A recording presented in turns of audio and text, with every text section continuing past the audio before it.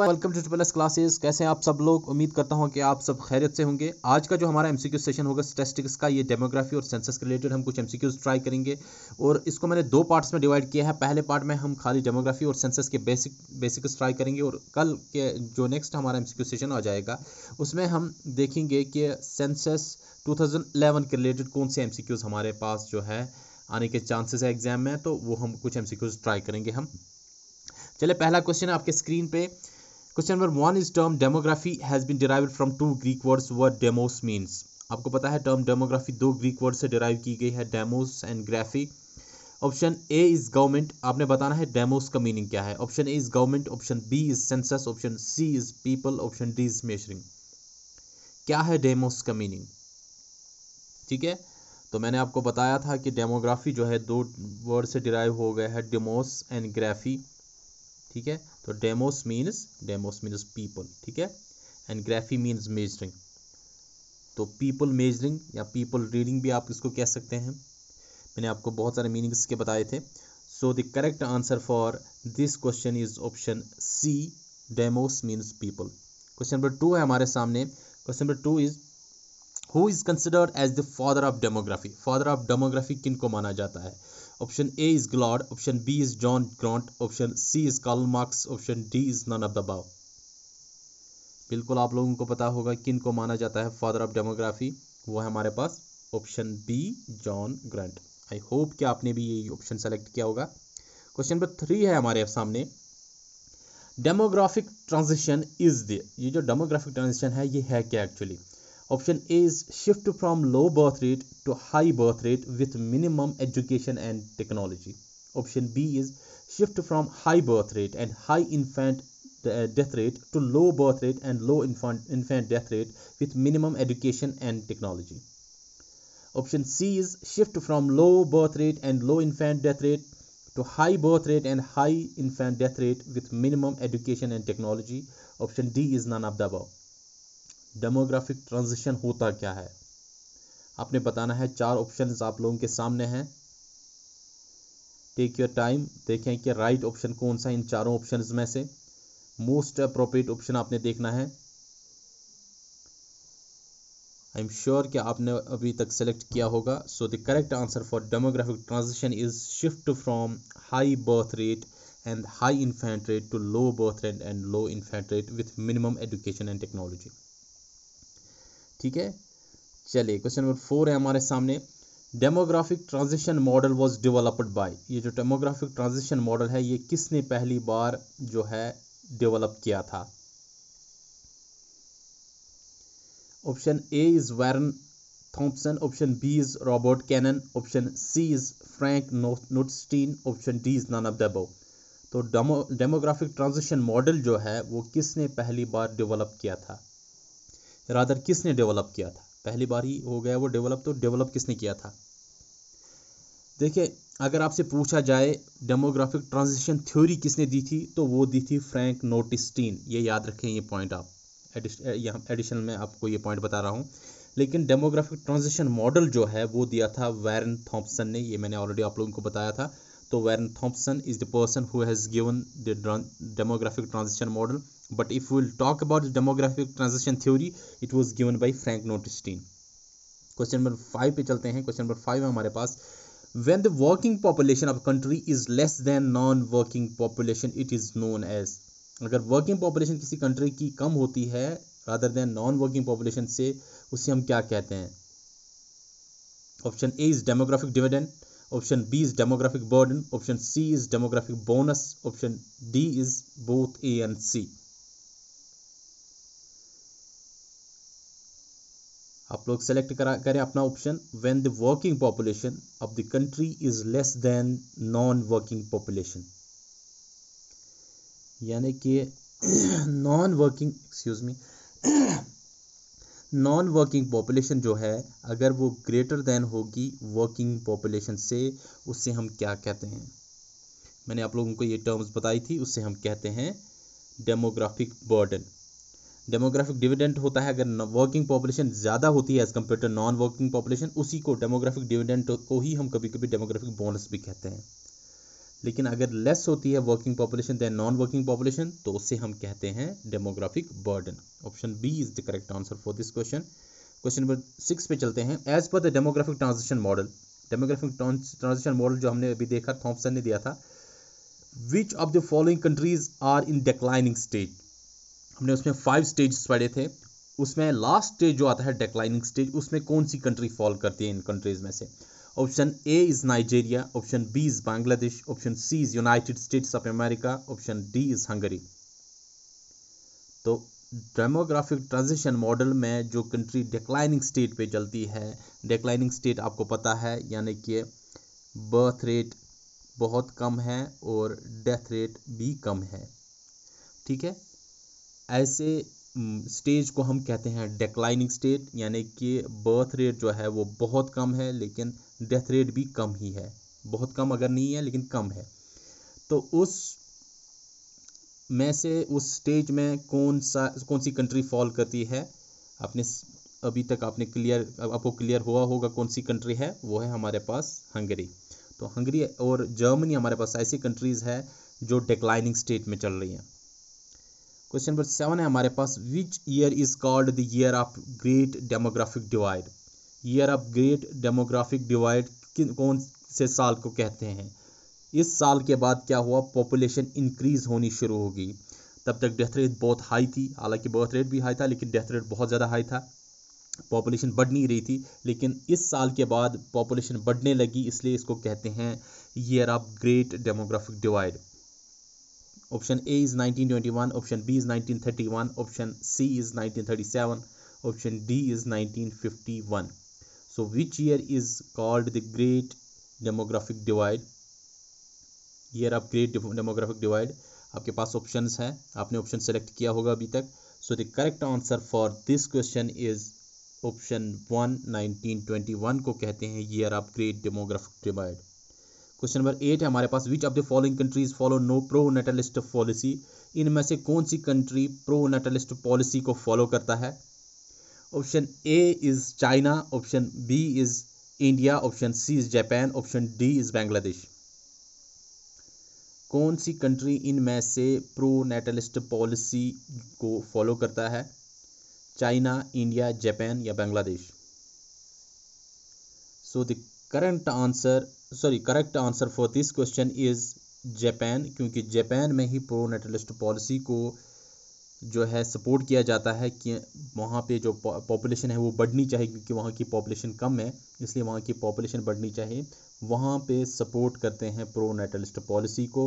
हमारे जो यहाँ पे एशियन कंट्रीज़ है जहाँ पे ऑलरेडी यहाँ पे पॉपुलेशन ज़्यादा है, तो यहाँ पे एंटी नेटलिस्ट पॉलिसी को फॉलो किया जाता है। गवर्नमेंट के थ्रू गवर्नमेंट सपोर्ट करते हैं ऐसी पॉलिसीज़ को कि वहाँ पे पॉपुलेशन बढ़ जाए, उससे हम कहते हैं प्रो नेटलिस्ट पॉलिसी। तो जापान इज़ द कंट्री जहाँ पे ये ऑलरेडी मैंने आपको एग्जाम्पल्स में बताया था प्रो नेटलिस्ट और एंटी नेटलिस्ट के। क्वेश्चन नंबर 9 है हमारे पास, complete enumeration method which records the information about the given population is. Complete enumeration method जिसमें इंफॉर्मेशन कलेक्ट किया जाता है लोगों के लिए, लोगों से इंफॉर्मेशन कलेक्ट किया जाता है, उसे हम क्या कहते हैं। Option A is census, option B is demography, option C is survey, option D is questionnaire. वो कंप्लीट इनोमिनेशन मेथड जिसमें लोगों से इंफॉर्मेशन कलेक्ट किया जाता है डायरेक्टली, उससे हम क्या कहते हैं। ठीक है, आप लोगों ने ऑप्शन सेलेक्ट किया होगा, कौन सा है वो कंप्लीट इनोमिनेशन मेथड जिसमें एक एक शख्स के पास जाके हम उनसे इंफॉर्मेशन कलेक्ट करते हैं, उसी को हम कहते हैं कंप्लीट इनोमिनेशन मेथड। उससे हम कहते हैं option A census method.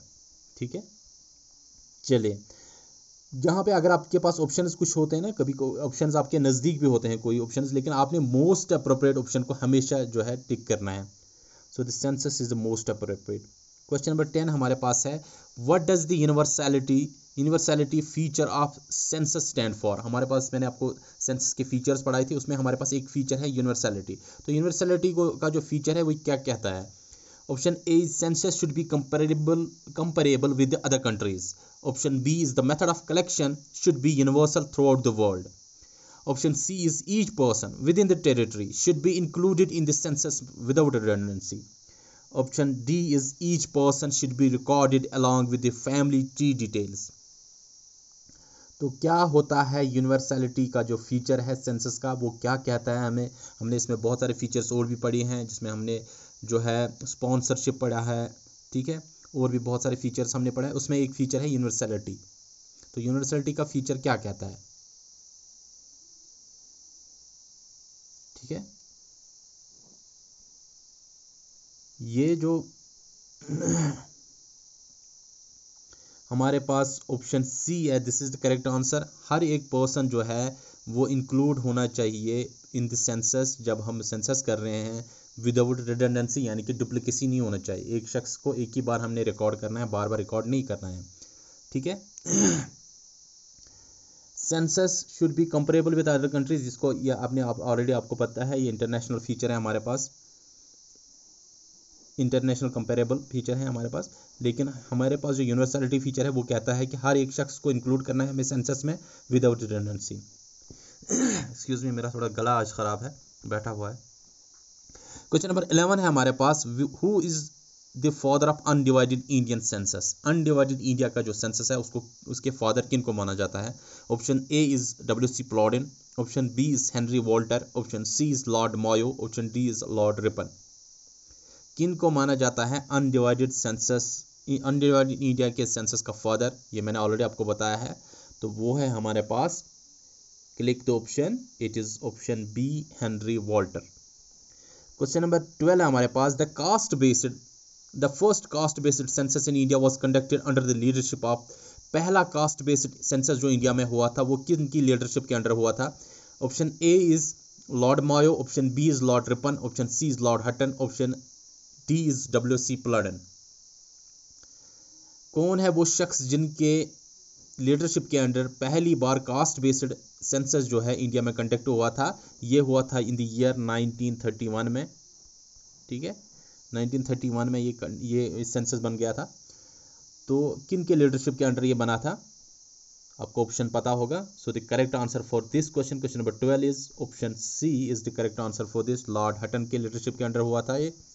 Question number 13 is present RGCCI, ठीक है, registrar general for census commissioner of India जो है अभी प्रेजेंट, वो कौन है? Option A is Vivek Joshi, option B is Nasir Hussain, option C is Nitesh Kumar, option D is Mandeep Singh. कौन है present RGCC of India? Present census commissioner जो इंडिया के हैं, registrar general and census commissioner of India, वो है अभी प्रेजेंट में विवेक जोशी। 2019 से ये हैंडल कर रहे हैं इसको। क्वेश्चन नंबर 14 जो है, who was the census commissioner for this census 2011? 2011 का जो सेंसस हुआ था उसके सेंसस कमिश्नर कौन थे? Option A is Vivek Joshi, option B is Nasir Hussain, option C is Rohan Badana, option D is doctor Chandramouli. कौन है वो शख्स जो सेंसस कमिश्नर ऑफ इंडिया थे जब सेंसस 2011 हुआ था? इनमें से कौन से वो शख्स हैं? सो the correct answer for this is, आपने ऑप्शन सेलेक्ट किया होगा अभी तक, option D is the correct answer, doctor Chandramouli. अगर आपको लगता है कभी आपको टाइम थोड़ा ज़्यादा चाहिए तो आप वीडियो को पॉज भी कर सकते हैं।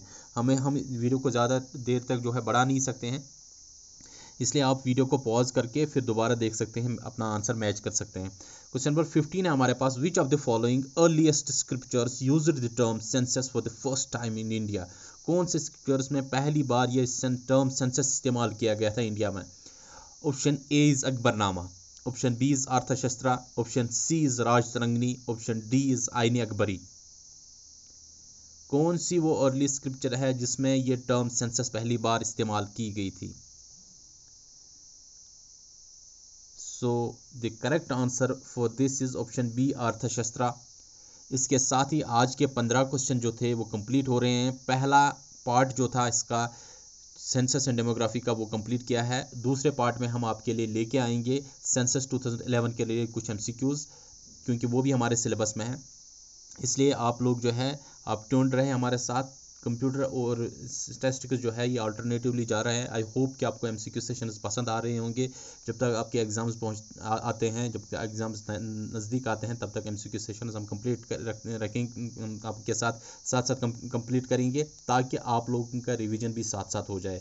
बहुत सारे स्टूडेंट्स मुझे कॉल कर रहे हैं कि सर एग्ज़ाम का फेयर है, परेशान हो रहे हैं, कभी कभी लगता है कि कुछ नहीं पढ़ा है। एग्ज़ाम जितना नज़दीक आ जाएगा ऐसी सिचुएशंस आपको आज आपके सामने आ जाएंगे, लेकिन इन सिचुएशंस को आपने हैंडल करना है, बहुत जो है संजीदगी के साथ इनके साथ पेश आना है। फियर अच्छा रहता है, अगर इंसान को फियर नहीं रहता है तो प्रिपरेशंस भी नहीं करेगा, लटर मस्त बन जाएगा।